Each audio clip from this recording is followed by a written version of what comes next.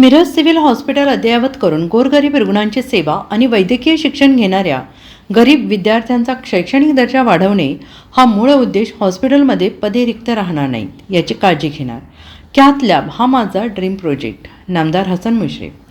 Miraj civil hospital अद्ययावत करून गोरगरीब रुग्णांना दर्जेदार आरोग्य सेवा देणे आणि वैद्यकीय शिक्षण घेणाऱ्या विद्यार्थ्यांचा शैक्षणिक दर्जा उंचावणे हा आमचा मूळ उद्देश आहे. रुग्णालयातील रिक्त पदे भरवण्यावर आमचा कटाक्ष असून कॅथ लॅब उभारणे हा माझा ड्रीम प्रोजेक्ट आहे, असे प्रतिपादन महाराष्ट्र राज्याचे वैद्यकीय शिक्षण मंत्री नामदार हसन मुश्रीफ यांनी केलं आहे. मिरज शासकीय वैद्यकीय महाविद्यालय आणि रुग्णालय येथे विविध विकास कामांच्या लोकार्पण आणि भूमिपूजन सोहळ्यात ते बोलत होते. अत्याधुनिक मॉड्युलर ऑपरेशन थिएटर फेज 1 आणि मॉड्युलर ICU फेज 2चे उद्घाटन, भूमिपूजन, केंद्र पुरस्कृत योजनेअंतर्गत नवीन लेक्चर हॉल आणि वसतिगृह इमारतीचे भूमिपूजन नामदार हसन मुश्रीफ यांच्या हस्ते पार पडला.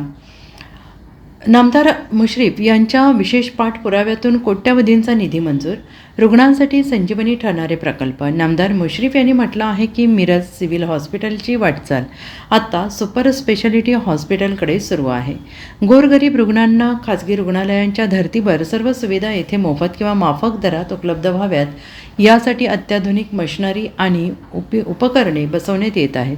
नवीन मॉड्युलर ICU आणि ऑपरेशन थिएटरमुळे शस्त्रक्रियांचा दर्जा सुधारेल आणि संसर्गाचा धोका कमी होईल. विद्यार्थ्यांच्या शैक्षणिक प्रगतीवर भर केवळ उपचारच नव्हे तर वैद्यकीय शिक्षण घेणाऱ्या गरीब विद्यार्थ्यांसाठी देखील सोयीसुविधा वाढवण्यात येत आहेत. नवीन लेक्चर हॉल आणि वसतिगृहामुळे विद्यार्थ्यांना अभ्यासासाठी पोषक वातावरण निर्माण होईल, ज्यामुळे भविष्यात दर्जेदार डॉक्टरांची फळी निर्माण होण्यास मदत होईल.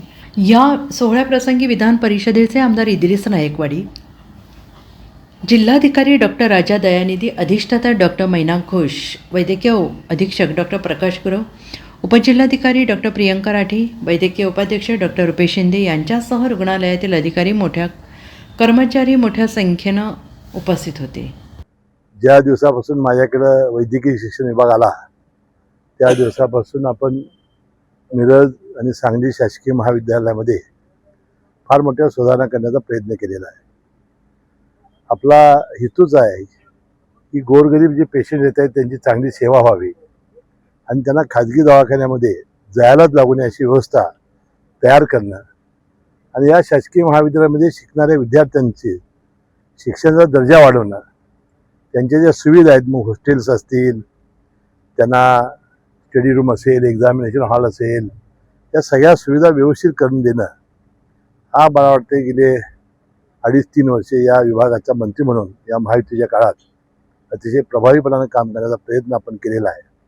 आणि त्याच माध्यमातून आज जवळजवळ 10 ते 15 ICU बेड्स आणि आता या ठिकाणी EWS ही केंद्र सरकारची योजना होती त्यामधून लेक्चर हॉल आणि इत्यादी कामांचा शुभारंभ आपण केलेला आहे. जेवढे स्टाफ्स कमी पडतोय, आता ब कडं आपल्याकडे आहे.